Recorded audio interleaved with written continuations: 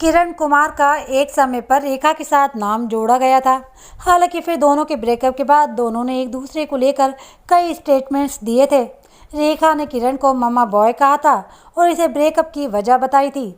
रेखा का नाम कई एक्टर्स के साथ जुड़ा है। एक समय पर रेखा का नाम किरण कुमार के साथ भी जुड़ा। ऐसा कहा जाता है कि 1970 में दोनों रिलेशनशिप में थे। हालांकि फिर दोनों का ब्रेकअप हो गया और ऐसा भी कहा जाता था कि किरण मम्मा बॉय थे, यानी कि माँ की हर बात मानने वाले, इसीलिए रेखा ने उन्हें छोड़ दिया। तो जब किरण से इस बारे में पूछा गया तो जाने किरण ने क्या कहा। किरण ने इस दौरान रेखा की तारीफ की। इतना ही नहीं, उन्होंने रेखा की खूबसूरती की भी तारीफ की और कहा कि रेखा उनके दिल में हमेशा रहेगी। दरअसल सिद्धार्थ कनन के इंटरव्यू से किरण से पूछा गया कि एक मैगजीन आर्टिकल के बारे में जिसमें लिखा था कि रेखा ने किरण को इसीलिए छोड़ा क्योंकि वो मम्मा बॉय थे जिन्हें सोने से पहले दूध पीना पसंद होता है। इस पर किरण ने कहा, रेखा जी बहुत ही अच्छी हैं, उनका दिल सोने का है और उनका एक दीवा वाला चेहरा है। मुझे समझ नहीं आता है कि कैसे वो इस उम्र में भी इतनी सुंदर दिखती हैं।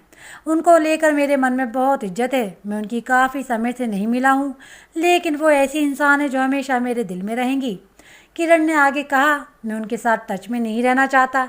मैं उन्हें कॉल करके ये भी नहीं कहना चाहता कि मैम मैं आपसे मिलना चाहता हूँ। मैं ऐसा बिल्कुल भी नहीं करना चाहता।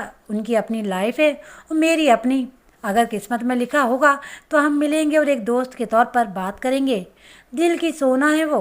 किरण से फिर पूछा गया कि रेखा के आपकी लाइफ में आने से पहले आपको क्या खुद में पॉजिटिव बदलाव दिखे। इस पर किरण ने कहा, किसी ने मुझे ग्रो होने में मेरी मदद नहीं की। मैं खुद अपनी सक्सेस की वजह हूँ। मेरी सक्सेस मेरी खुद की है और मेरे फेलियर भी सिर्फ मेरे हैं। मैं इन्हें किसी के साथ बांट नहीं सकता।